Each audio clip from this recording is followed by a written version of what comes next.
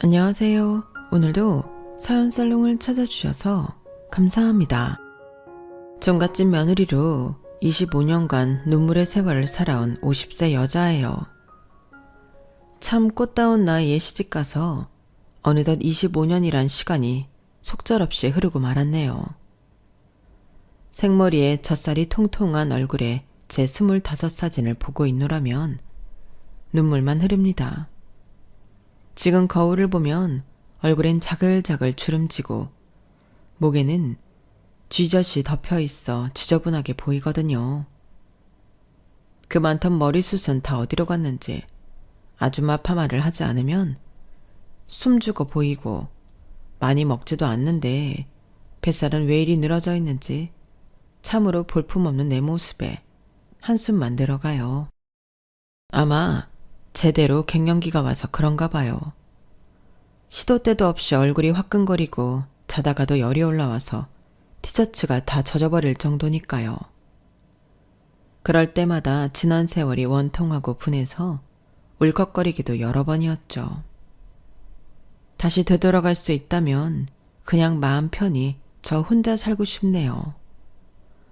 뭐 사치를 하는 것도 아니니 적게 벌고 혼자 쓰며 여행이나 다니고 친구들과 놀러 다니고 그렇게 자유로운 나비처럼 살고 싶어요. 자식이고 남편이고 시댁 식구들이고 다 부질없게 느껴지네요. 제가 너무 신세한탄만 했나요? 그래도 얼마 전 시부 장례식 후 그동안 눈의 가시처럼 얄미웠던 시댁 동서들과 절연을 할 수 있어서 속이 다 시원해요. 게다가 애증의 감정만 잔뜩 있었던 시모가 그 연을 쿨하게 딱 끊어주셔서 감사했네요. 종갓집 며느리로서 얼굴 한번 못 본 남편의 할머니, 할아버지 제사들까지 지내느라 제 몸이 나만하질 않았어요. 뭘 제사 몇 번 가지고 그렇게 오바냐고요? 종갓집 며느리로서 제사만 지냈다면 이렇게 억울하지는 않았을 거예요. 그동안 시집살이하며 또 시모를 위해 희생하고 치매 걸린 시부를 15년간이나 간병하고 이 모든 걸 거의 저 혼자 다 하다시피 하며 새 쌍둥이까지 키웠으니 진짜 시댁에 제 몸을 갈아 넣은 거나 마찬가지였죠. 시모는 처음부터 제 편은 아니었어요. 오히려 첫 만남부터 제게 참 지랄맞게 굴었죠. 제가 조실부모하고 중졸에 한밭집에서 일하는 여자라는 이유로요. 친정에 돈 좀 있다던 동서들을 훨씬 더 예뻐했어요. 하지만 나중에 동서들에게 뒤통수 맞고 시모가 직접 나서서 참교육 시전해 줬지만요. 어쨌든 중간에 어떠한 큰 사건 이후로 시모가 제게 잘해줘서 그나마 다행이라고 생각해요. 시부는 늘 제 편이었어요. 그런 시부가 기억을 몽땅 잃어버리고 치매에 걸려 완전히 난폭한 폭군처럼 변해버리는 걸 보고는 가슴이 철렁하더군요. 너무 마음 아팠죠. 치매는 정말 진심으로 몹쓸 병인 것 같아요. 내 가족인데 내 가족이 아닌 것처럼 돼버리니까요. 완전히 딴 사람으로 변해버린 시부를 보며 눈물도 많이 흘렸답니다. 주위를 보면 상속 재산이 조금이라도 있는 집들은 거의 70% 이상은 잡음이 있는 것 같아요. 저희 시댁도 그랬고요. 재산이 엄청난 것도 아니고 대출을 아직 다 갚지도 못한 코딱지만한 건물과 시골 땅 갖고도 죄다 덤벼들더군요. 서로 가져가려고요. 그런데 시모가 나타나 한 큐에 정리해 주었어요. 처음으로 시모에게 고맙다는 생각이 들었죠.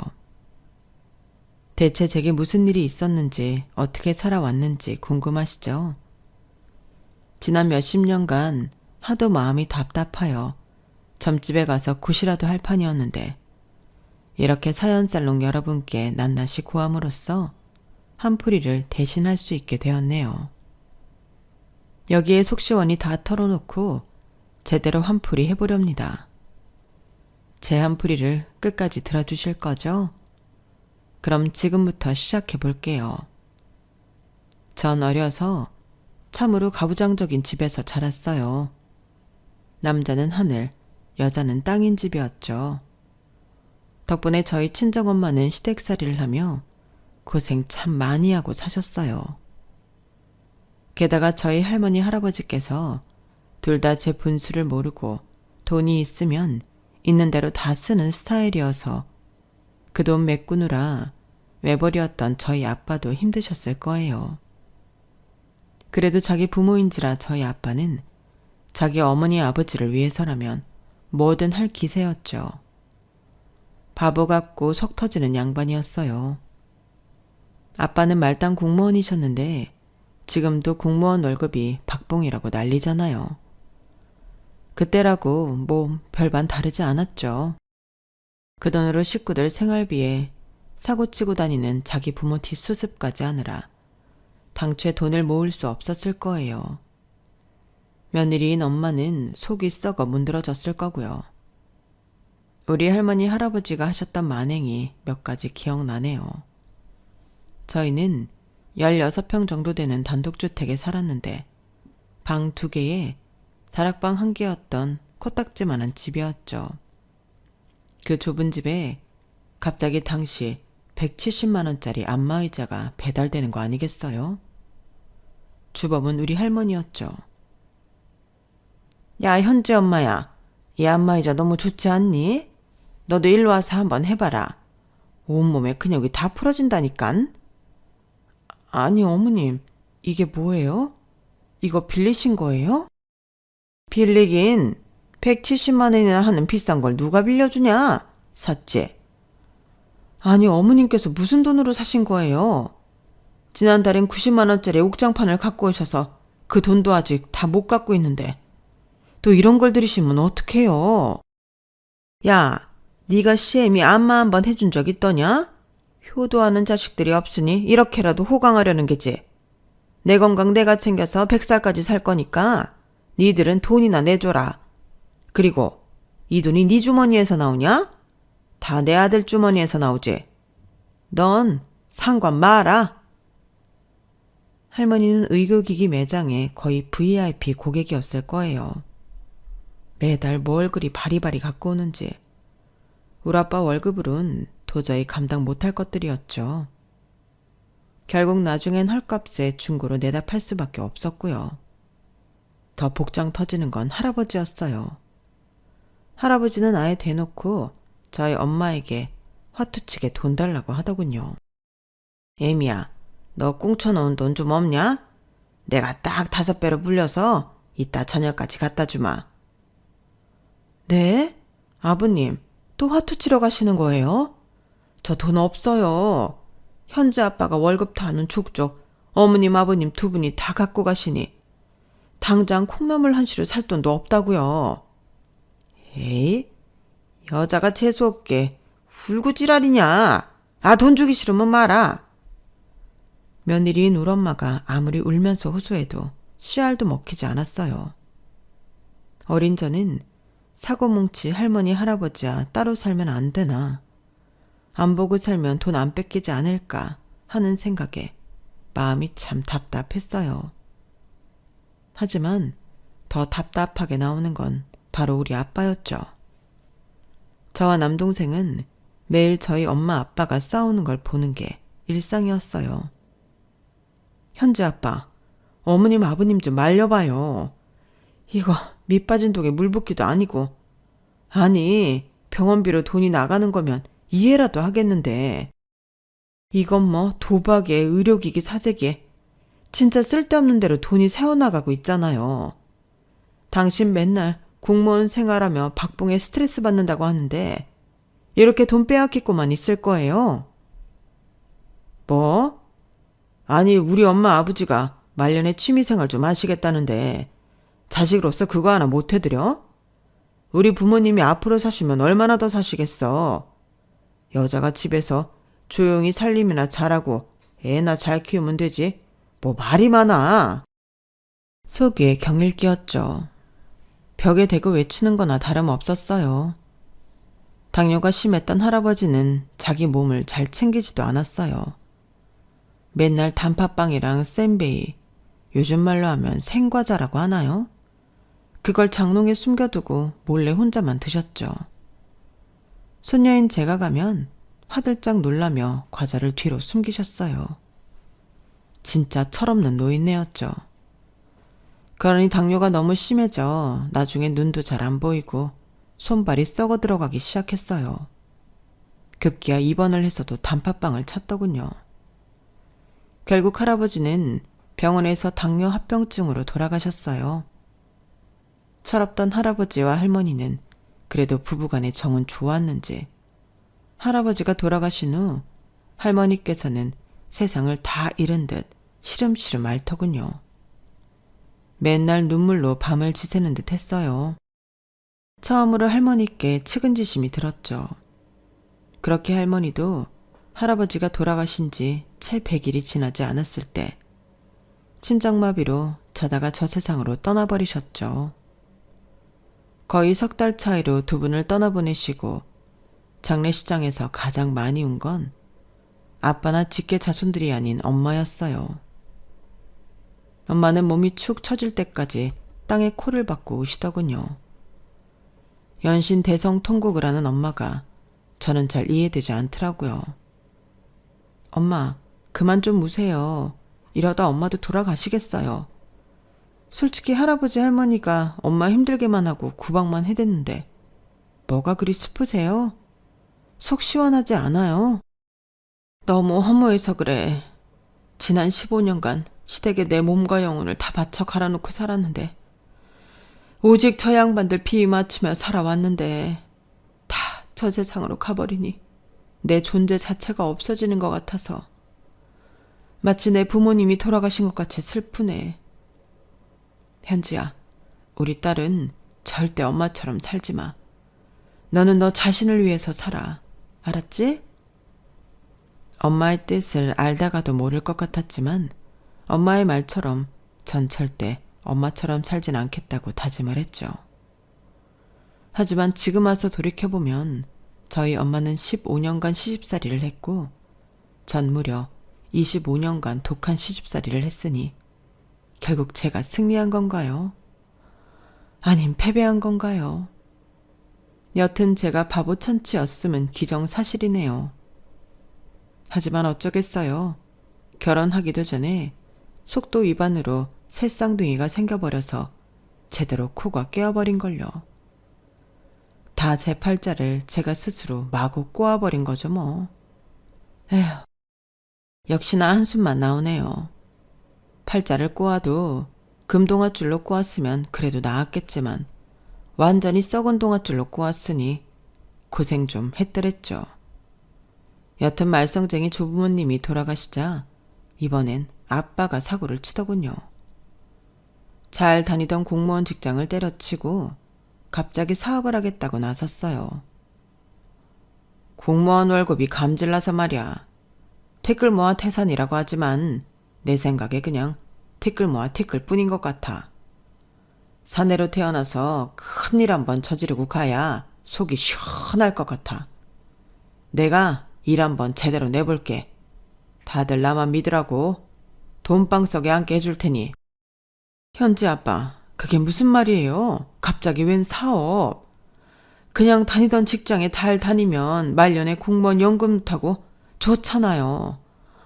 제발 더 이상 일 벌이지 마세요. 제발요. 우리 식구는 도시락 싸들고 다니며 아빠를 말렸지만 아빠의 무쇠고집은 그 누구도 꺾을 수 없었어요.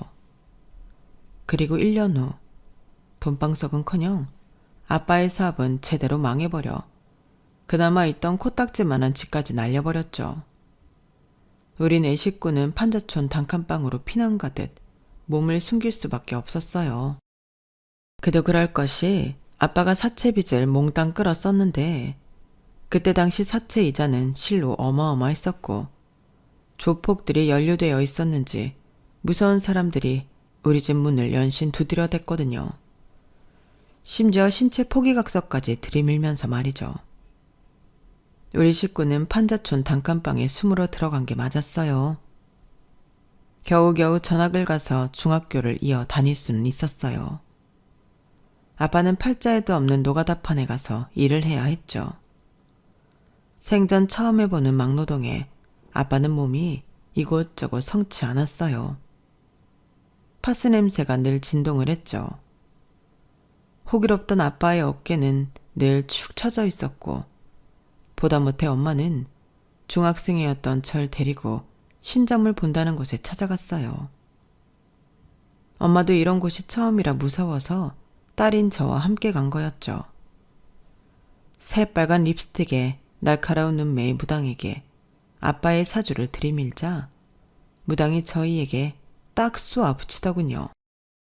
아니, 이미 죽은 사람 사주를 갖고 오면 어쩌라는 거야? 지금 나 놀리는 거야, 뭐야? 내 신기를 의심하는 거냐고. 재수없는 모녀 같으니라고. 무당 선생님, 죽은 사람이라뇨. 멀쩡히 살아있는 제 남편 사주예요. 일이 하도 안 풀려서 답답해서 가져온 건데 대체 무슨 말씀이세요? 그제서야 무당은 표정이 좀 풀어지더군요. 아직 안 죽었다고? 불쌍한 모녀 같으니라고. 자, 복비 다시 가져가. 이 돈으로 장례 잘 치르고 가는 길 외롭지 않게 노잣돈으로 쓰라고. 얼른 가! 저와 엄마는 진짜 떨떠름한 기분으로 집으로 돌아왔어요. 그리고는 딱 이틀 뒤 충격적인 비보를 듣고 말았죠.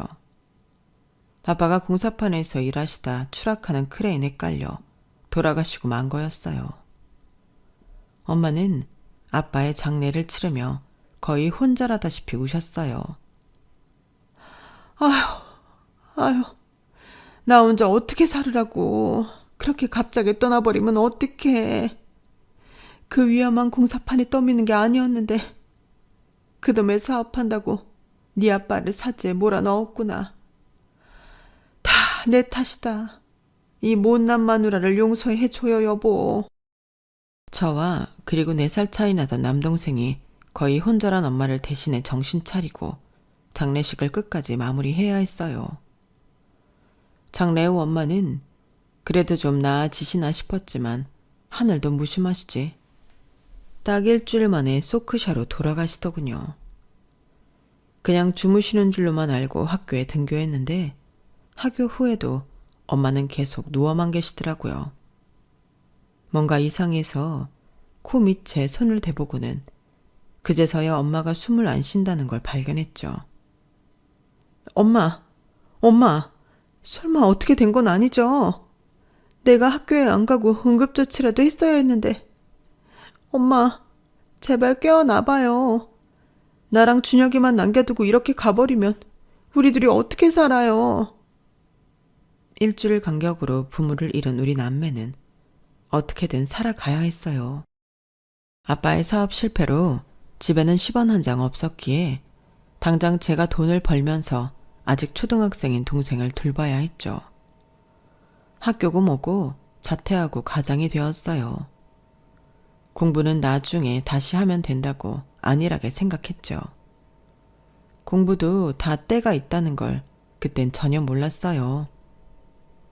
저는 우리 아빠를 잡아간 건설 현장에는 근처에도 가고 싶지 않았지만 어쩔 수 없이 시급을 조금이나마 많이 쳐주던 건설 현장 한밭집에서 일하게 되었어요.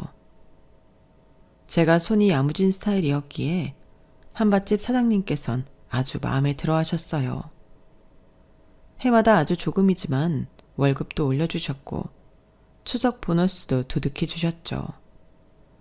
나름 만족하며 다니고 있는데 어떤 공사 현장에서 유난히 눈에 띄는 남자가 있더라고요.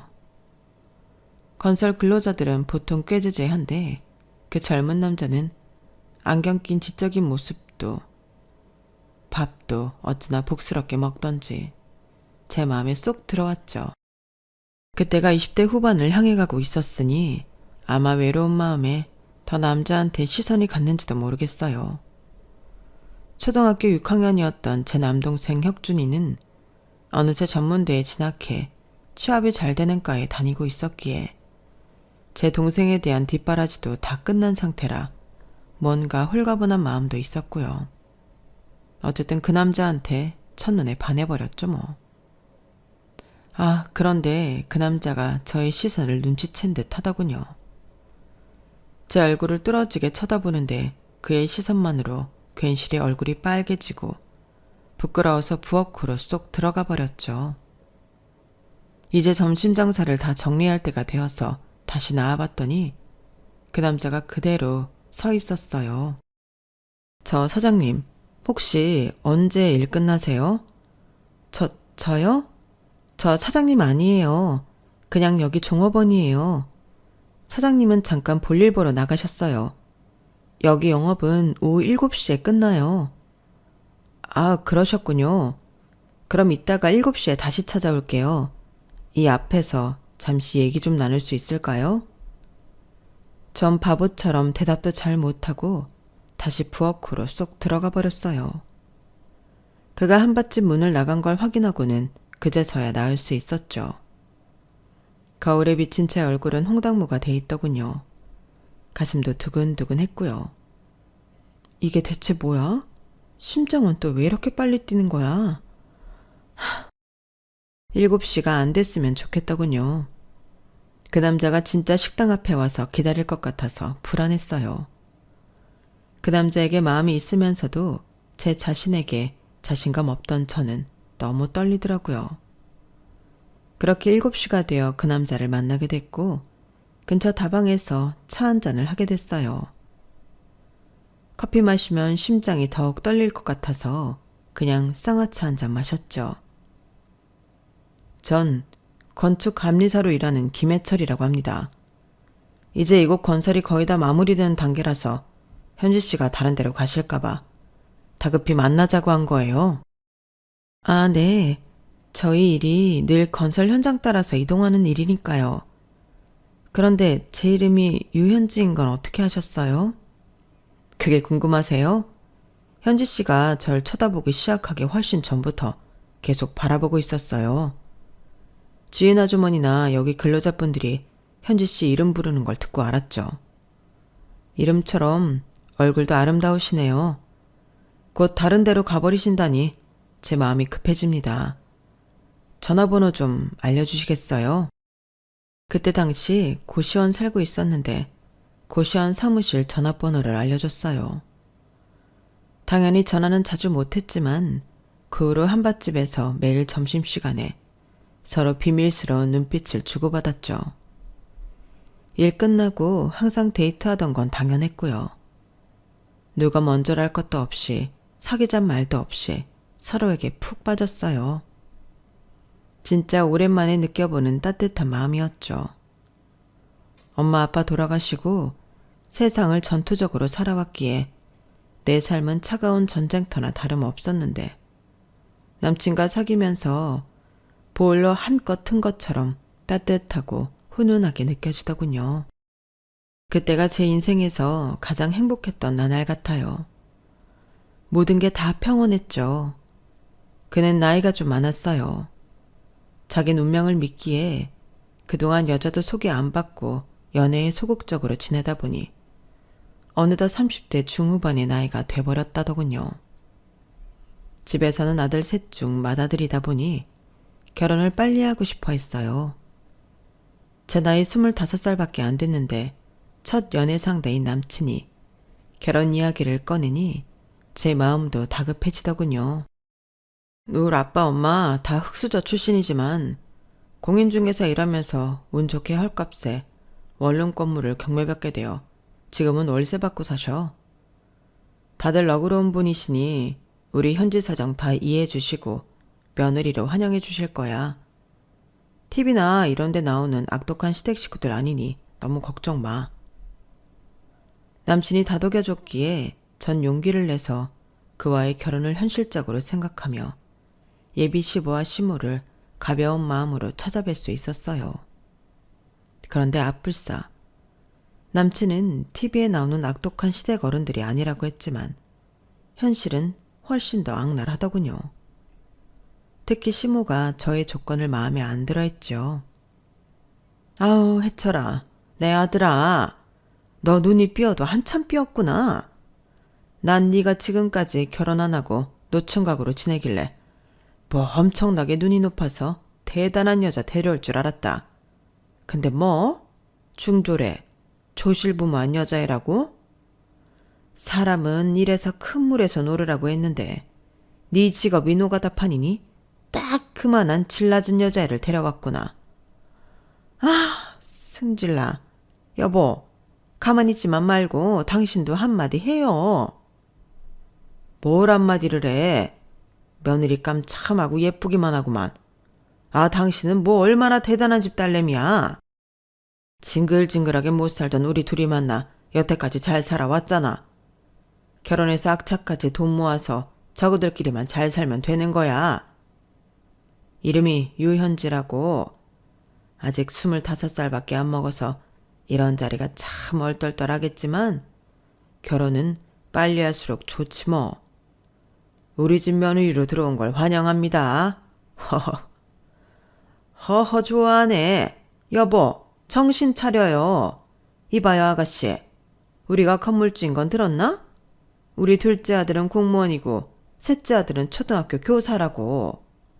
우리 집안 다들 펜대 굴며 편히 사는 사람들인데 중학교 졸업하고 식당에서 일하는 여자? 참네. 난 첫째 며느리를 못 들여요. 자고로 첫 단추가 제대로 끼워져야 남은 아들들이 줄줄이 괜찮은 곳으로 장가가는 거야. 아가씨는 아가씨 수준에 맞는 집안 며느리로 들어가라고. 전 이런 모욕은 처음 들어봤기에 눈물이 주르르 흘렀어요. 동시에 분노도 치밀어 올랐죠.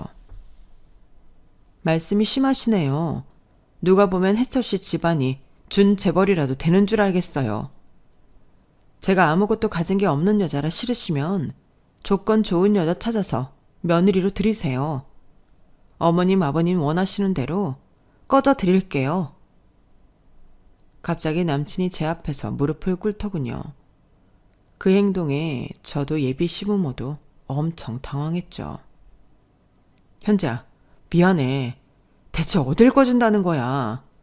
엄마 아빠, 현지 말대로 우리가 준 재벌도 아니고 제가 이제 노총각 나이인데 우리 사랑 그냥 허락해 주세요.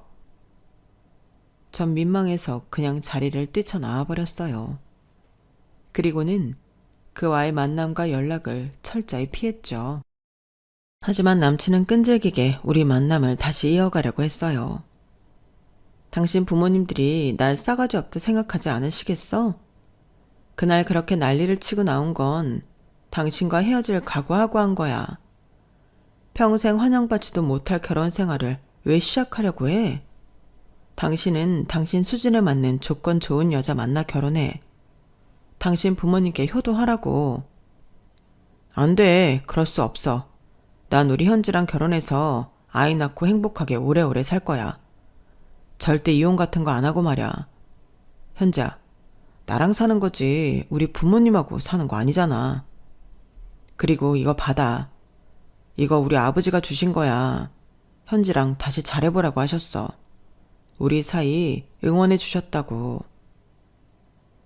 그가 제게 건넨 건 낡은 반지였어요. 너무 깜짝 놀랐죠. 이거 우리 할머니가 아버지한테 물려준 반지래. 낡았지만 순금에 귀한 거야. 당장 결혼하기 부담스러우면 당분간은 그냥 데이트만 하자. 현지랑 손잡고 여기저기 다니고 싶어. 그게 내 최대의 행복이야. 그의 프로포즈를 당장 받아들일 수는 없었지만 아버님으로부터 반지까지 건네받은 마당에 헤어지기 싫었어요.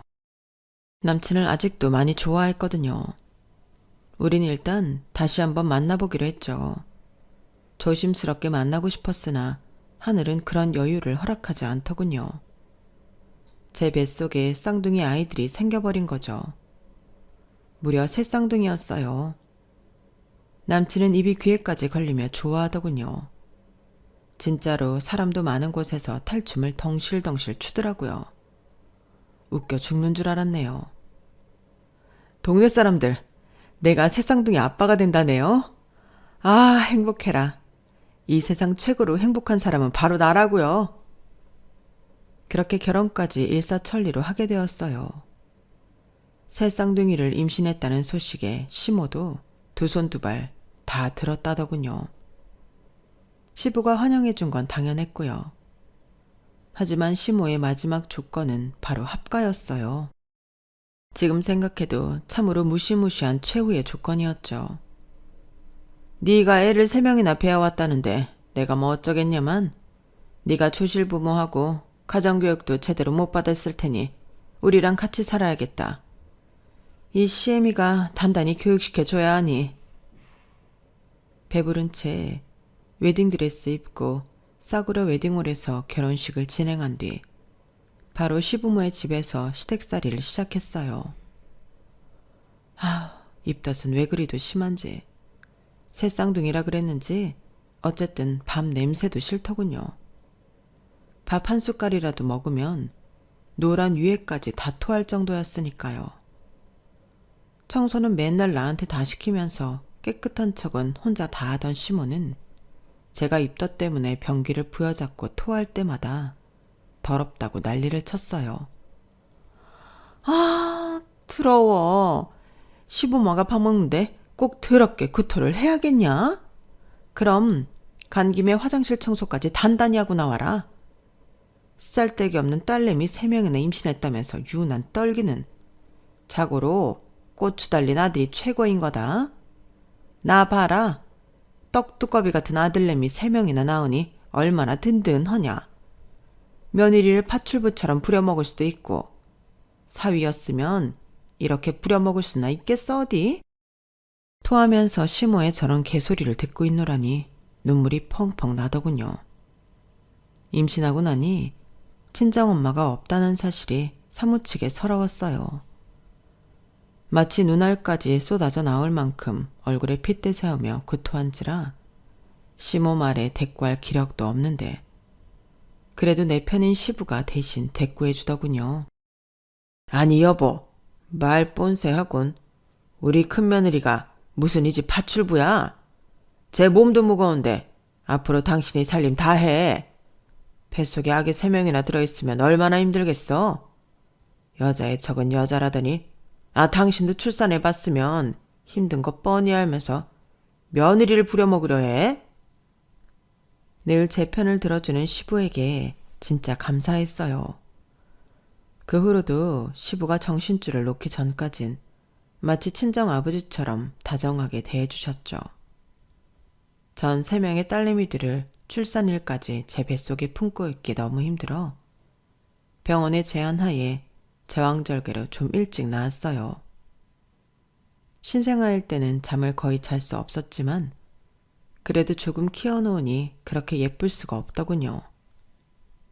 내 목숨 다 바쳐 이 아이들을 위해 살아야겠다는 생각이 들 정도로요. 이 집의 둘째 아들과 셋째 아들, 그러니까 도련님들은 다 독립해서 살고 있었어요. 그러다가 갑자기 한 달 차이로 둘 다 결혼을 한다고 선언하더군요. 시모는 아무것도 볼 것 없는 저와는 다르게 둘째, 셋째 며느리감들이 친정이 잘 산다며 저한테 대놓고 비교질하더군요.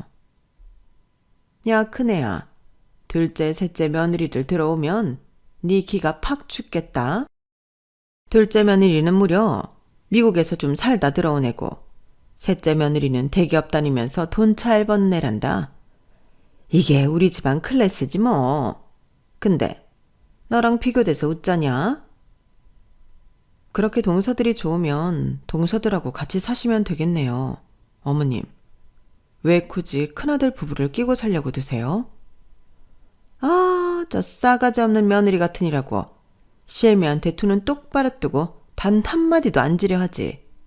잔말 말고 네 시동생들 결혼하는데 집천금이나 내놓을 생각해라. 대단한 집안에 장가 보내는데 우리도 맞춰가야지. 시동생 한 명당 3천씩 생각해서 유천 정도 내놓아라. 니넨 우리랑 같이 사는데 주거비용도 안 들지 않니? 지금까지 모아놓은 돈 다 내놓으란 말이야. 저희도 어머님께 생활비 드리면서 살잖아요. 당장 6천만 원이 어딨겠어요. 아기 3명한테 들어가는 비용만 해도 한 달에 얼만데요. 저희 6천까지 못해요. 딱 10분의 1로 해서 600만 원 정도 드릴게요. 그것도 저희 입장에선 큰돈이에요.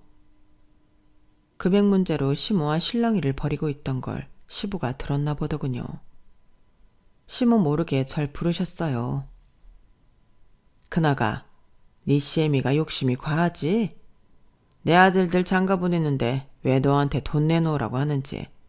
저놈의 옆에내는 참. 이 돈 받아라.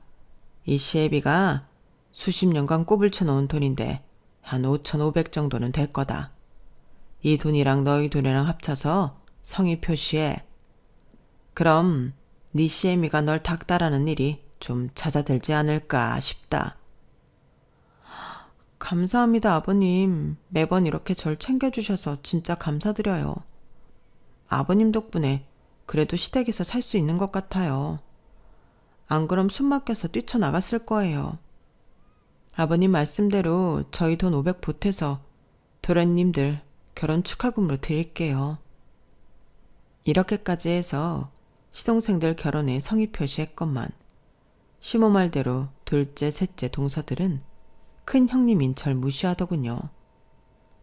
종갓집이기에 제사가 1년에 수차례 있는데도 동서들은 매번 이 핑계 저 핑계 대며 오려하지 않았어요.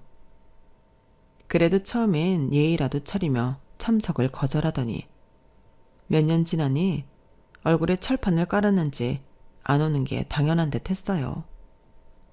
참석을 종용하는 책에 화까지 내며 말이죠. 참으로 어이없더군요. 형님, 제가 있던 미국에서는 상상도 못할 일이네요. 제사는 진짜 말도 안 되는 구시대적 관습이라고요. 시댁에서 같이 사는 형님이 어머님께 잘 말씀드려 보세요. 전 이런 몹쓸 관습 못 따릅니다. 제사 참석 못한다고요. 뭐? 그렇게 매번 미국 들먹일 거면 미국 가서 살지. 뭐하러 한국 살아? 그리고 그런 말이걸랑 동서가 직접 어머님께 전달해. 왜 나만 나쁜 년 만드는 거야? 로마에 가면 로마법을 따르라 했어. 이번 제사는 꼭 참석해. 알았어? 하지만 둘째 동서는 이번에도 오지 않았어요. 너무 분해서 이가 갈리더군요. 셋째 동서는 그놈의 대기업 다닌다며 맨날 뻐기더니 회사 핑계로 매번 안 왔어요. 형님, 저희 회사에서 진행하는 프로젝트 이번에 뉴스까지 난 거 아시죠?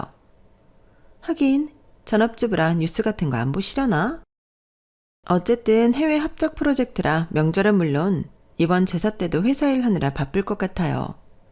일하고 있는 거 뻔히 알면서 근무 시간에 전화 주시는 건 좀 예의가 아니든요. 끊을게요. 너무 열이 받아 보글보글했지만 문자로 막내 동서한테 욕폭탄을 날리는 걸로 대신했어요.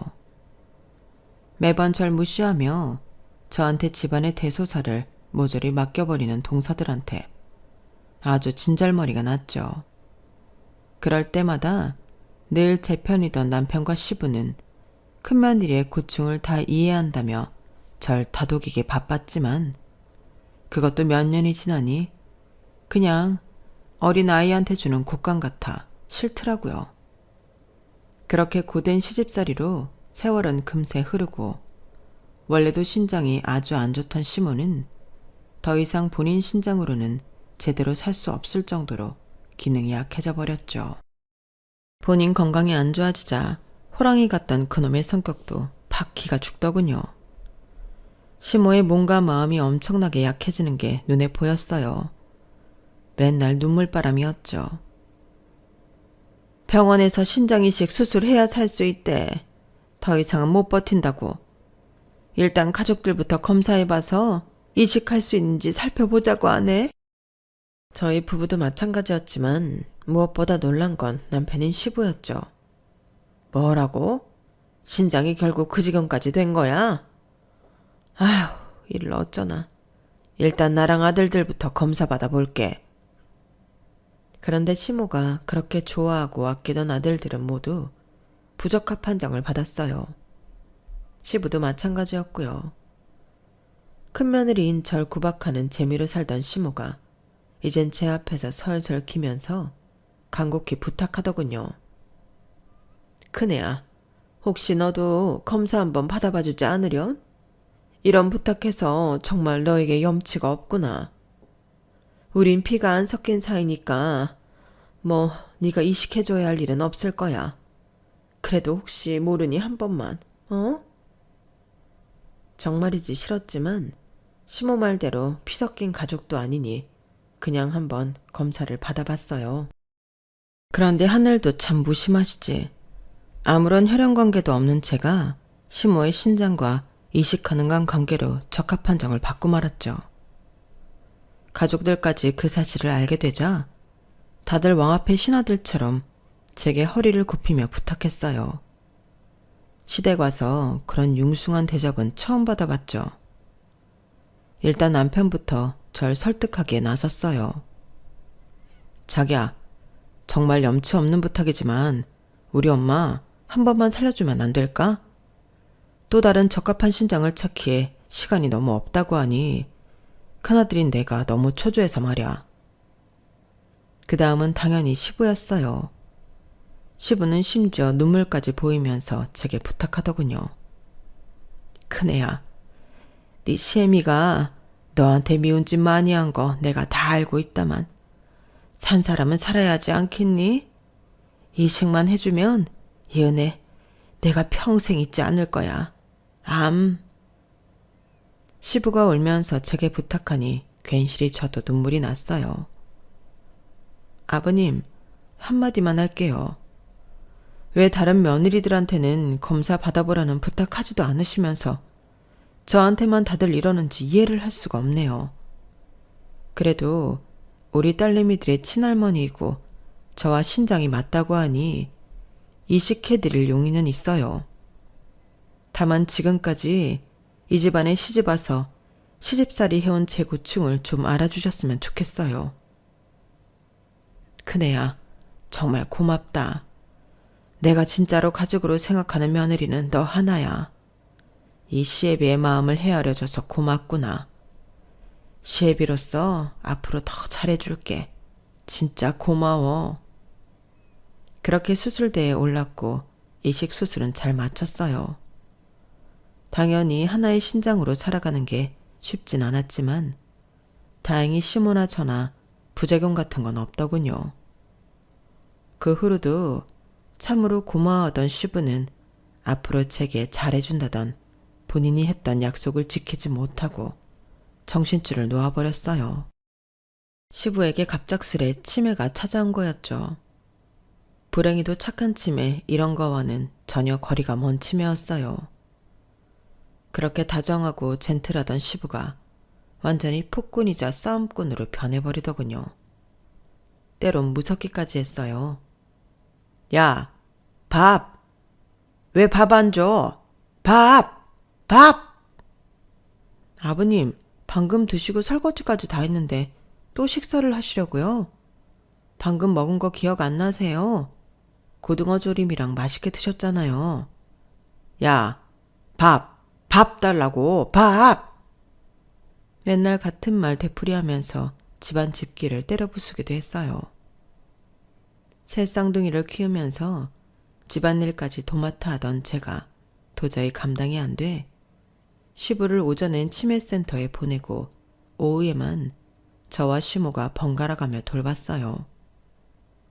시모는 저로부터 신장이식을 받은 후엔 아주 순한 양으로 변해서 절 마치 친딸처럼 잘해줬어요. 큰애야, 너한테 시아버지 저런 꼴까지 보게 해서 정말 미안하다. 못낸 시애미 나한테 신장까지 떼어준 너한테 고생을 또 시키는구나. 에휴, 나나 저 양반이나 얼른 죽어야지. 어머님, 산 사람은 살아야죠. 누구나 다 최후엔 늙고 병들어 죽는 거 아니겠어요? 아버님이 치매에 걸리기 전에 저한테 얼마나 잘해주셨는데요. 그거 생각하면 별로 힘들지도 않아요. 고맙다, 큰애야. 이렇게 착한 너를 내가 왜 지난 세월 그렇게도 모질게 굴었는지. 나도 시애미 역할이 처음이어서 그랬나 보다. 정말 미안해. 시모와 뭔가 진짜 가족이 된 기분이었어요. 이제 와서 말이죠. 건강했던 시부는 치매에 걸리고서도 한참을 정정하게 사셨어요. 그랬기에 가족들이 더 힘들긴 했어요. 그래도 저한테 잘해줬던 기억 그거 하나 부여잡고 몸이 부서져라 열심히 간병했네요. 그동안 둘째, 셋째 동서들과 심지어 시동생들마저 거의 찾아오지 않았어요. 명절에도 말이죠. 그들에게 열이 받은 시모가 소리치고 아버지 좀 찾아뵈라고 애원도 해봤지만 아들들도 안 오는데 며느리들이 찾아오겠어요? 참으로 괘씸한 년놈들이었죠. 그러다가 그들이 찾아온 건 바로 시부 장례식 때였어요. 아직 대출도 다 갚지 못한 낡은 건물 하나와 시골에 있는 땅이 시부 명의로 되어 있다는 걸 그들도 알고 있었기 때문이죠. 시부는 자다가 갑자기 심장마비로 돌아가셨어요. 마치 어렸을 적 우리 친정엄마가 돌아가셨던 그 자세 그대로 꼿꼿하게 마치 잠든 것처럼 돌아가셨더군요. 엄마 생각이 나서 119 구급차가 올 때까지 엄청나게 울었네요. 아버님, 이렇게 갑자기 돌아가시면 어떡해요. 뭘 해도 저승보당 이승이 나은 건데. 저 잘해드리지 못해 죄송해요. 아버님한테 짜증 부려 죄송해요. 장례식장에서도 시모와 부둥켜 안고 엄청 울었어요. 시부의 아들들보다 피 한 방울 안 섞인 우리가 더 많이 울었던 것 같네요. 그런데 갑자기 저기서 동서들끼리 큰 소리가 났어요.